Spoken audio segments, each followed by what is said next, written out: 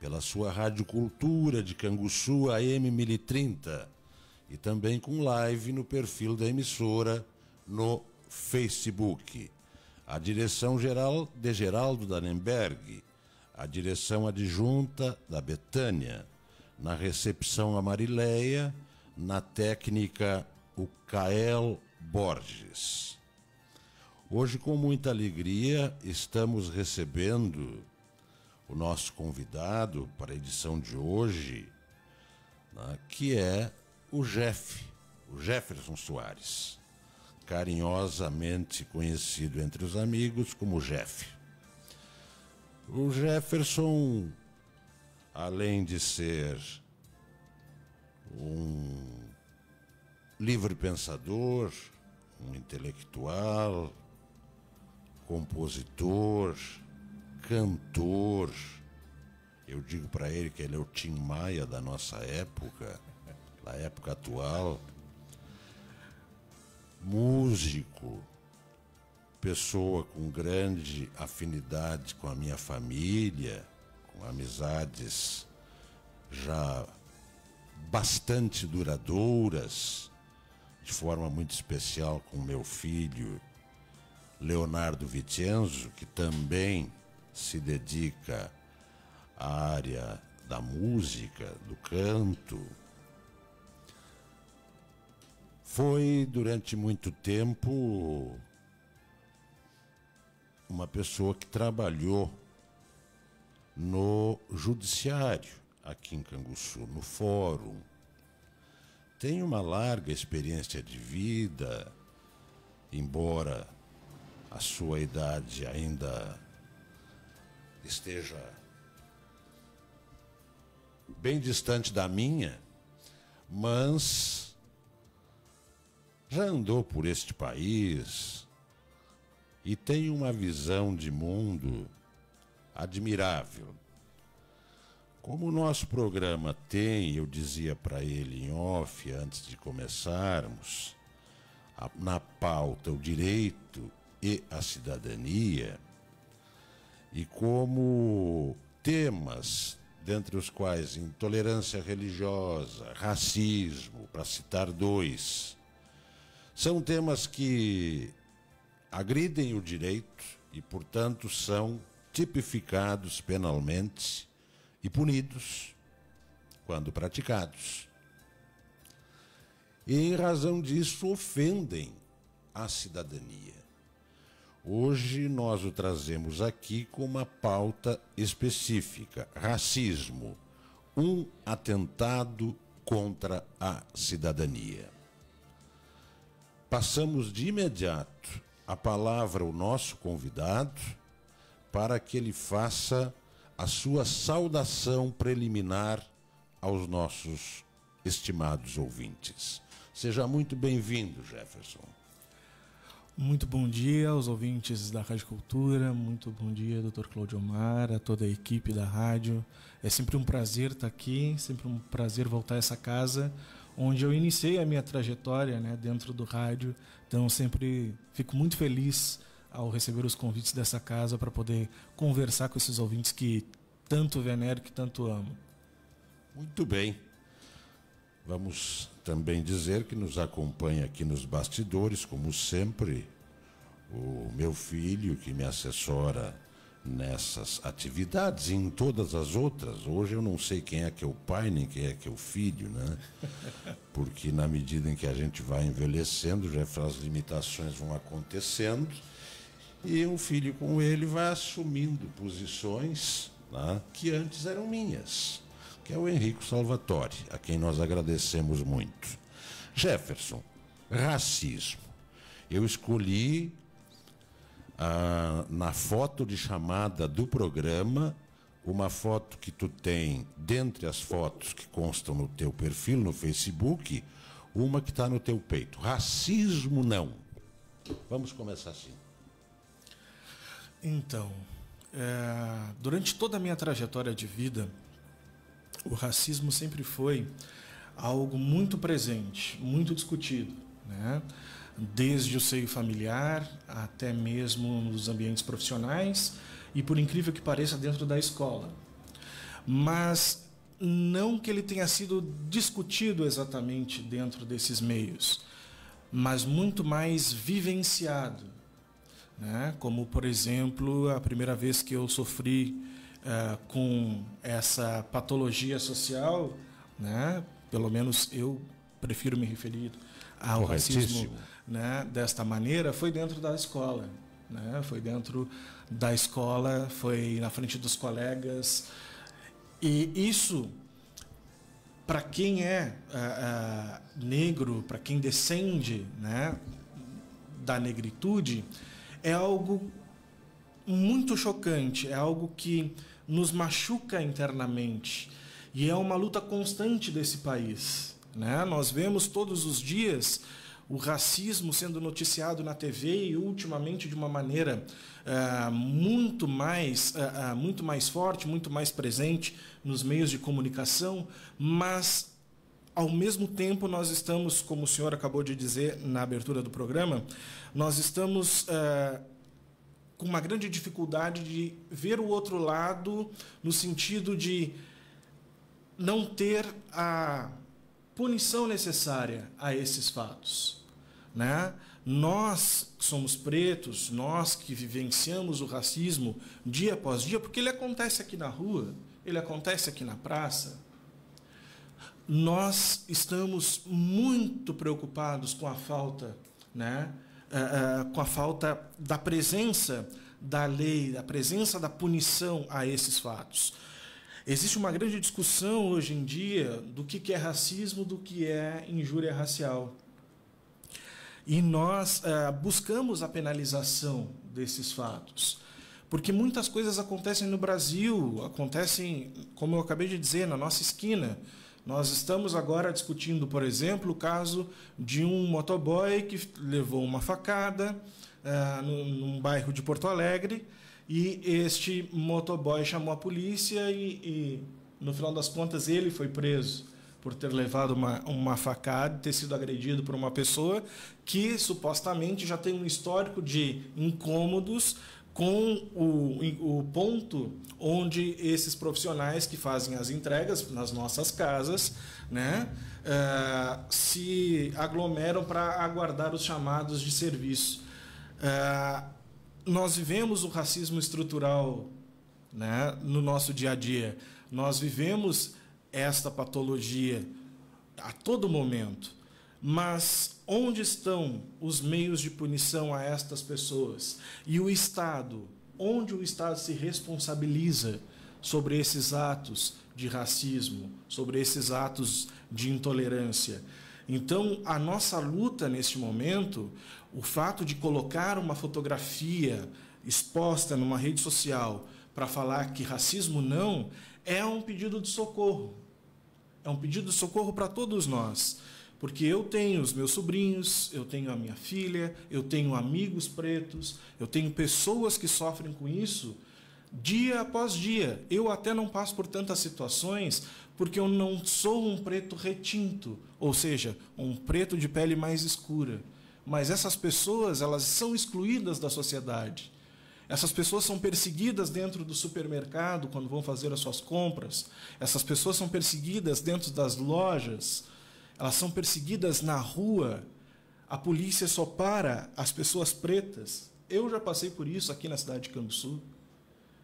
Enquanto pessoas iam, né, para a escola, na época se chamava o contador ainda, né, um grupo de pessoas, de adolescentes que estava ali fumando, passou pela polícia, mas eu que ia com a minha pastinha, todo tranquilo para o colégio, fui abordado. Qual era a diferença? Por que eu, como um homem negro, como um adolescente negro, fui abordado e aqueles que estavam, de fato, praticando os delitos não foram? Então, nós queremos respostas do Estado e da sociedade em relação a tudo isso. Nós queremos que a justiça seja feita, que nós possamos viver livremente nas ruas, no comércio, nos meios de comunicação, sem sermos agredidos pelo fato de sermos pretos, pelo fato de sermos negros. Então, é um pedido de socorro. O racismo não é um pedido de socorro, é um basta para dizer para as pessoas que, infelizmente, apoiam, porque existem essas pessoas nos meios de comunicação, nas redes sociais, existem pessoas que enxergam uma pessoa preta como uma pessoa inferior. É uma forma de dizer para eles que aqui eles não vão conseguir, né, destilar esta doença, este veneno que é o racismo na sociedade. Muito bem. Para quem está chegando agora, é o Jefferson Soares falando sobre racismo, um atentado contra a cidadania. O que mais nos deixa triste é o seguinte: nós somos um país de terceiro mundo.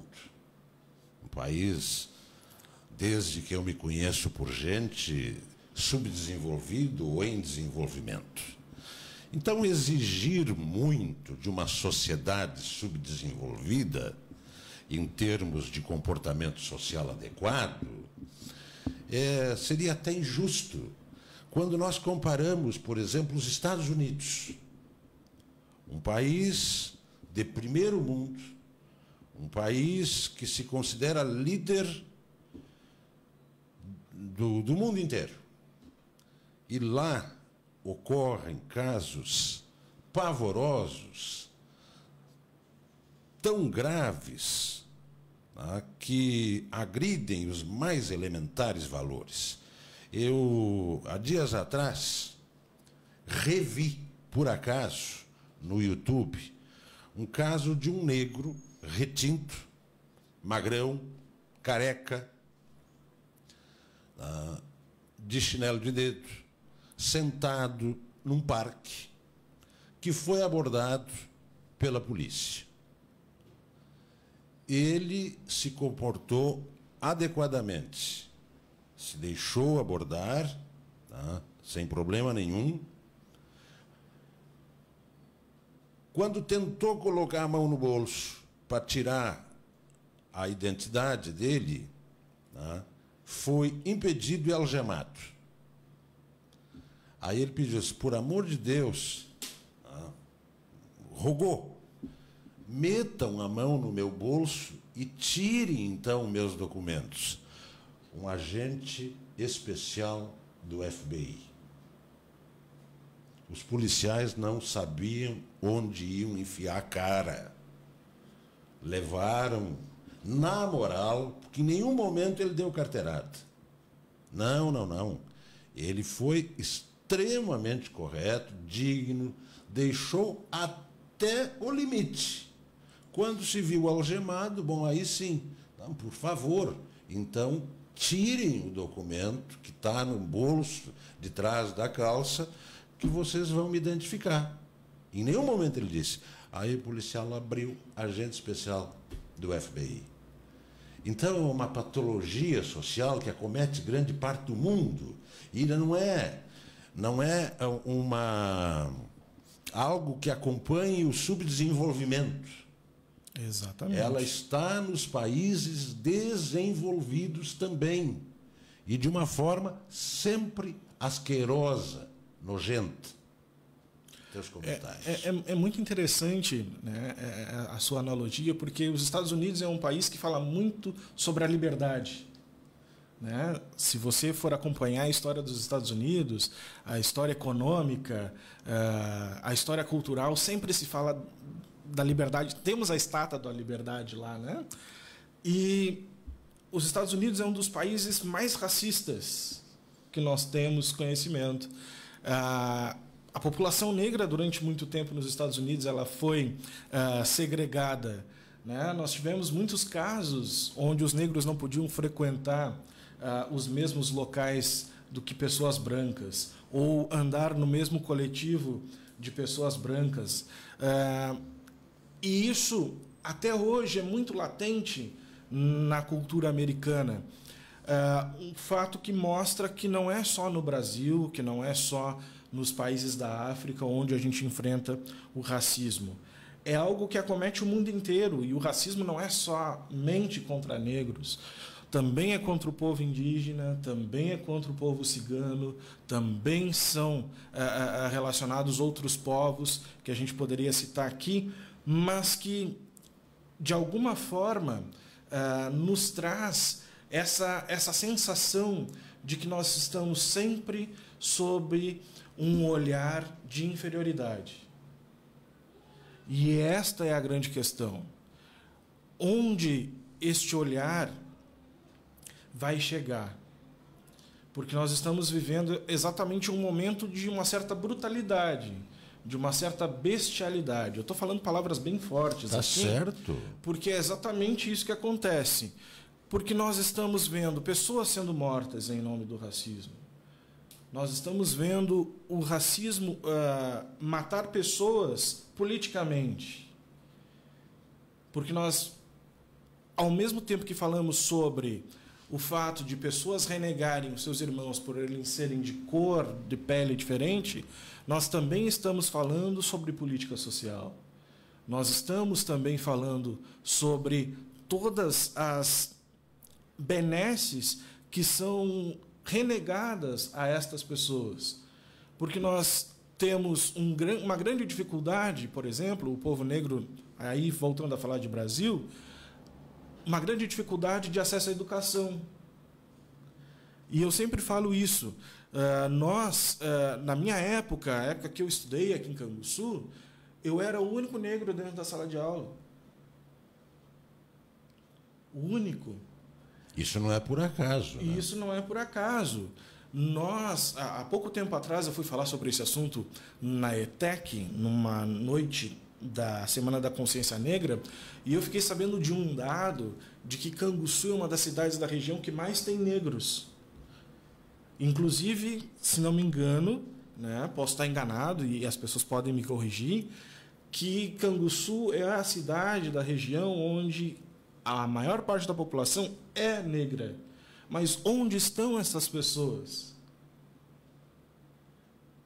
Onde estão essas pessoas? Eu não vi nenhum deles estudar comigo. Eu não vi nenhum deles no ambiente escolar. Eu fui ter um professor negro com 20 e tantos anos fazendo o curso técnico de contabilidade na ETEC, que foi o professor Verli. Crespo Rodrigues. Apenas um professor negro. E durante a época de faculdade, durante muito tempo, foi apenas ele o professor que eu tive como referência. Então, quando a gente fala de racismo, a gente fala sobre muitas nuances. E o aspecto social é muito importante, porque hoje se fala muito sobre a marginalidade. O povo preto, o povo indígena, o povo cigano, ele é tratado neste país e em outros lugares do mundo como marginal. Mas qual é o acesso que nós distribuímos a esta população neste país, neste mundo? Nós agregamos eles às nossas vidas ou nós os excluímos? Nós somos excluídos. Nós não temos pretos, como acabei de falar, dentro da escola. Hoje é uma realidade que mudou um pouco, porque muitos tiveram acesso à educação, né, durante esses últimos 20 anos e conseguiram, né, o direito de se formar e o direito de estar nesses mesmos espaços. Mas grande parte dessas pessoas, e muitos deles foram meus colegas, ainda falam das dificuldades de convivência, ainda falam das dificuldades de se manter naquele espaço. E o espaço da universidade, o senhor bem sabe, ele é um espaço muito feroz, né? Onde lá tem mais bullying, entre aspas, Isso. do que lá no materno infantil. Exatamente, porque ali já começa o aspecto de concorrência, de você querer o espaço para ser o melhor, só que muitas vezes você passa do ponto. Eu passei por isso dentro da universidade e passo por isso hoje, quando estudo jornalismo, onde as pessoas se comportam como se você fosse uma pessoa inferior porque você tem a pele preta, porque você não é branco. Então, nós precisamos mudar essa concepção, nós precisamos dessa igualdade social, nós precisamos promover a igualdade social. E existem muitas formas de promoção da igualdade. Nós estamos aqui, neste momento, promovendo essa igualdade social. Nós estamos aqui conversando, estamos aqui debatendo de maneira sadia um dos assuntos que permeia o mundo, que permeia a sociedade brasileira neste momento. E nós precisamos encontrar saídas, né? Saídas necessárias nesse momento para que realmente haja, né, esse Estado igualitário, onde todos possam ter os mesmos direitos e onde nós não podemos,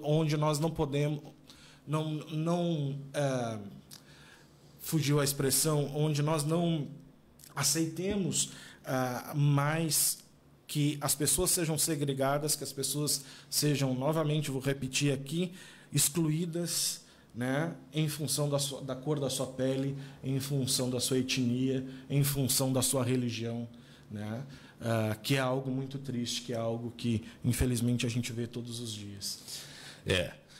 E tem pessoas, mesmo com toda essa marginalização que padecem, que sofrem pelo racismo, que conseguem se sobressair, né? Por exemplo, nós tivemos 2 presidentes da República, um da velha República, outro da nova, né?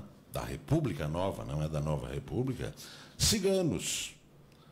Washington Luiz Pereira de Souza, cigano da etnia Calon, né?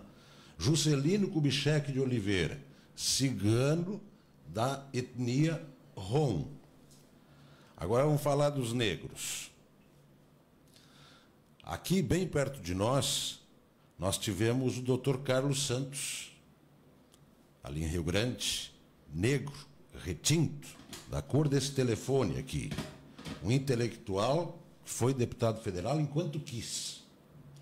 Tive a honra de ter sido aluno num curso de extensão da Universidade Federal de Pelotas, aluno dele, um luminar. Alceu Colares governou o estado do Rio Grande do Sul com extrema honestidade, se sente saudade do Colares. Joaquim Barbosa, ministro do Supremo Tribunal Federal, a atual presidente do Tribunal de Justiça do Estado do Rio Grande do Sul, Iris Helena Nogueira, né? Negra. A deputada Cita,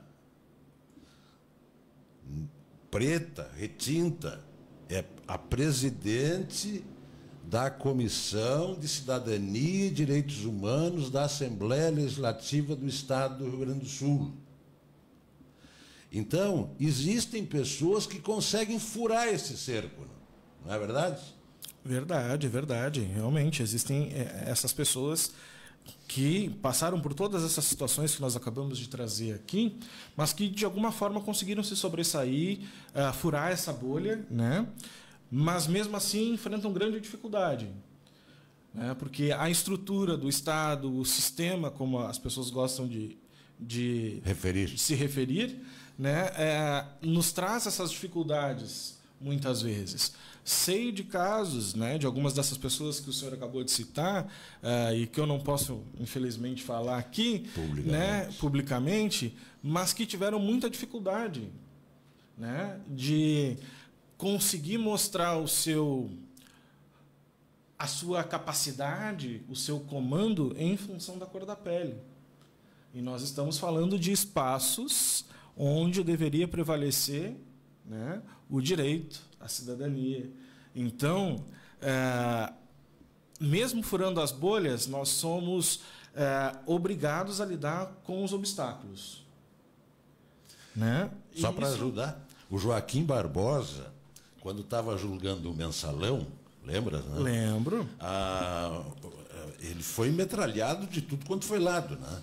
E uma das formas que tentaram atingi-lo, mas sem sucesso nenhum, foi o fato de que, aos finais de semana, ele tinha o costume de colocar um bermudão, uma coisa assim, e ir na vila onde ele nasceu e cresceu, tomar uma cachaçinha. tirar com os parentes, com os amigos negros e brancos dele. Pois não é que tiraram foto, fizeram filmagem, tentaram desmoralizá-lo porque ele fazia isso. Mas não conseguiram. Mas tentaram. Tentaram. Eu lembro, inclusive, de uma matéria, agora eu lembro da revista, na época, que contava essa situação do ministro. E são esses os obstáculos. É como se você não pudesse viver aquilo que a sociedade, no geral, vive. Porque você é negro, você não tem direito ao lazer. Hoje em dia se fala muito sobre racismo ambiental, né? Que é o fato das pessoas, né, serem obrigadas, a população negra, indígena e cigana, ser obrigada a se manterem em espaços onde exista risco, né? E essas pessoas geralmente, né, são dessas etnias, e você, mesmo que você saia desses espaços, né, você vai ter grande dificuldade de se manter em espaços que teoricamente não são seus, porque, novamente, vou usar a mesma expressão, porque a sociedade te exclui e faz com que você seja impedido de vivenciar as coisas que a gente considera normal.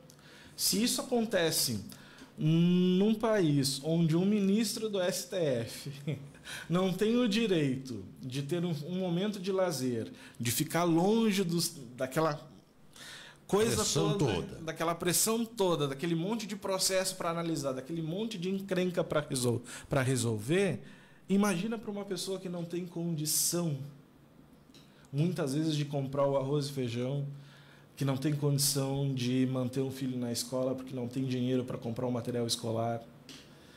Bem assim. Jefferson, o relógio nos manda 2 minutos para as tuas considerações finais. Olha, é um assunto muito complexo. Tentei falar de uma maneira bem simples, para que as pessoas que estão nos ouvindo possam entender. E agradeço mais uma vez pela oportunidade de falar sobre esse assunto. Esse espaço é um espaço democrático e eu fico muito feliz de ter participado dele neste momento.